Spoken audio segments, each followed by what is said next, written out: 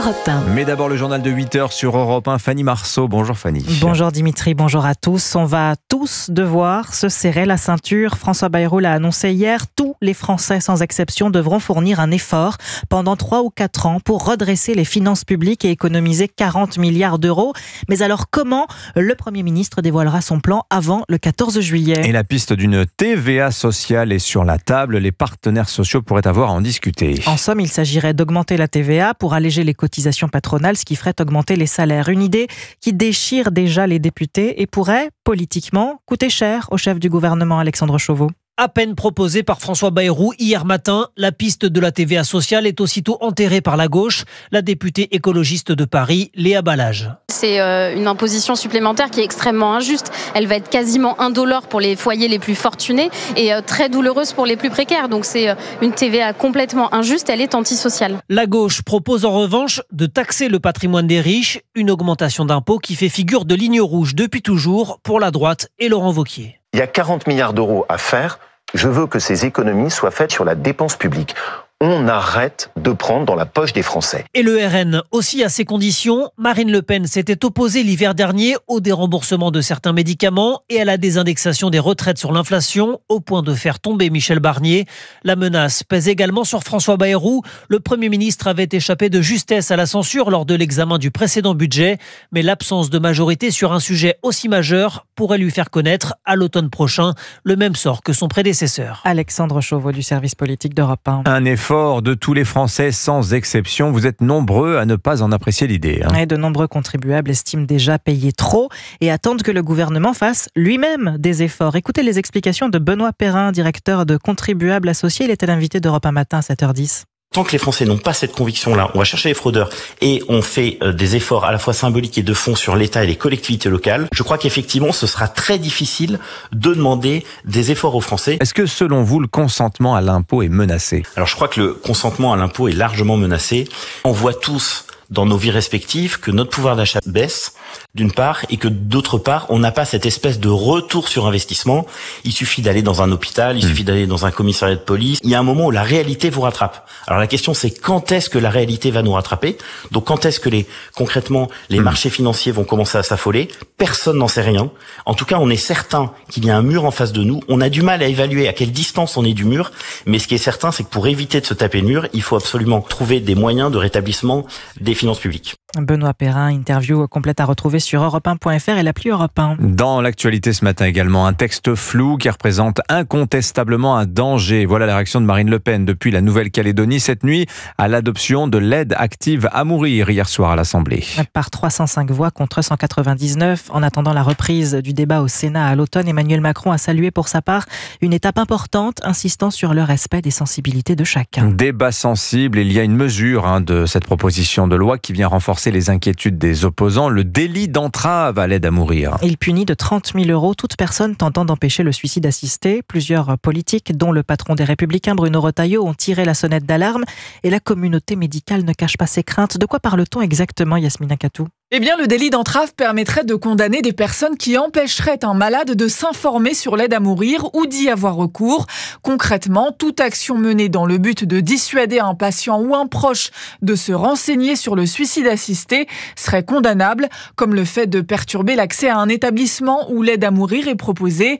Mais la création de ce délit inquiète les soignants comme Elisabeth Hubert, médecin, ancienne ministre de la Santé et présidente de la Fédération des établissements d'hospitalisation à domicile. J'imagine un groupe de soignants qui constate le patient a fait la démarche, mais est en réalité dans une démarche très fluctuante et qu'ils s'aperçoivent que leurs interventions, le fait de calmer la douleur psychologique et la douleur physique, amènent en réalité la personne à dire encore 2 minutes, monsieur le bourreau. Quelle sera l'interprétation ? Existe le flou. Elisabeth Hubert espère que lors de la relecture du texte par le Sénat, ce délit d'entrave sera supprimé pour que les médecins puissent continuer toujours à inciter aux soins. Yasmina Katou, spécialiste santé d'Europe 1. Qui prendra la tête du Parti Socialiste? Olivier Faure et Nicolas Mayer-Rossignol, le maire de Rouen, sont de nouveau dans un mouchoir de poche. Comme en 2023, ils s'affronteront au second tour le 5 juin prochain. Hier, le secrétaire sortant, Olivier Faure, l'a emporté d'une courte tête selon les résultats toujours provisoires. 42% contre 40% pour le maire maire de Rouen. Les adhérents ont écarté hier la candidature de Boris Vallaud qui n'a remporté que 19% des suffrages et jouera donc les faiseurs de roi la semaine prochaine. Vous écoutez Europe 1 matin, il est 8h06. C'est une information Europe 1, un mort, 2 blessés cette nuit à Marseille. Dans le secteur nord de la ville, après des tirs sur un point de deal, des douilles de 9 mm entre autres ont été retrouvées sur place. Et puis nuit difficile également au Cap d'Agde dans l'Hérault. Une partie du camping est partie en fumée hier soir. Oui, à la veille d'un week-end prolongé où de nombreux Français vont profiter du soleil, c'est un jour sombre pour le camping des Sables d'Or. 200 de ces mobil-homes ont été réduits en cendres. Bonjour Charles Lhuillier. Bonjour Fanny, bonjour à tous. Vous êtes le correspondant d'Europe 1 en Occitanie. Vous êtes au Cap d'Agde dans l'un des gymnases où les 600 vacanciers évacués ont passé la nuit. Oui, l'équivalent de 3 stades de foot ont brûlé ici et vous le disiez, les touristes ont été accueillis dans 2 gymnases à quelques kilomètres de ce camping. Ils ont passé la nuit sur des lits picots avec d'ailleurs les enfants qui sont en train de jouer dehors en ce moment. 600 repas ont pour l'instant été distribués. Situation bien sûr extrêmement compliquée à vivre pour Alifa et ses enfants. Ils viennent de la Drôme. On était nous en train de manger et donc nous on était au secteur vert, donc c'est le secteur où ça a commencé les flammes. Donc on a vu des grandes flammes, mais bon, on n'a pas cherché. Instinct de survie, on est tous partis. On a récupéré les enfants. Enfin, c'était un peu, voilà. On a vu les flammes, donc on s'est mis à l'abri à la piscine. Et puis on a attendu les consignes. On regardait, on entendait des grosses intonations, des explosions. Enfin, on a vraiment eu peur. On a franchement été hébergés là, du coup, dans le gymnase. Là, on attend des nouvelles maintenant.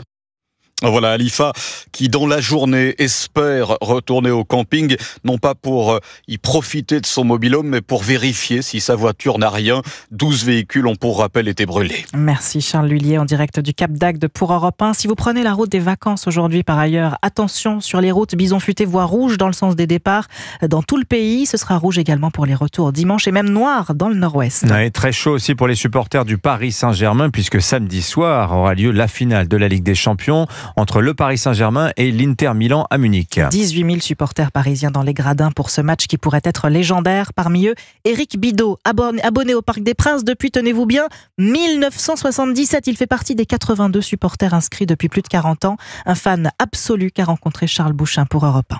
Dans son appartement, Eric collectionne plus de 200 maillots du PSG de toutes les époques.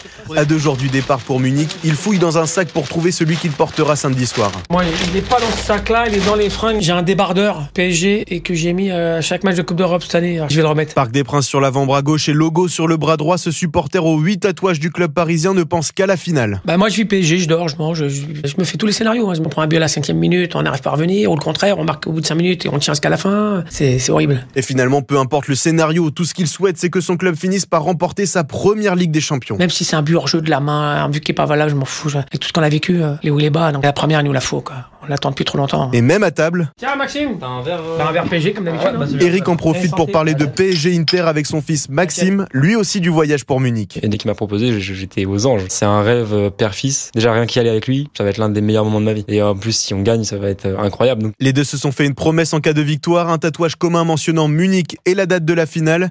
Ce sera le 9e pour le père et le 1er pour le fils. Charles Bouchin, et pour tout savoir de l'histoire du PSG, découvrez dès maintenant le podcast Au cœur de l'actu spécial PSG sur europe1.fr, l'appli Europe 1 et toutes les plateformes d'écoute. Un nouvel épisode chaque jour. Un mot de tennis. Europe 1 radio officielle de Roland Garros. Gaël Monfils qualifié hier soir pour le second tour lors d'une night session pleine de rebondissements. Aujourd'hui, on attend le second tour du jeune français Giovanni Mpetshi-Perricard. Et le journal de Roland Garros, ce sera à 8h30 sur Europe 1. Merci beaucoup Fanny Marceau, c'était votre journal. Dans un instant,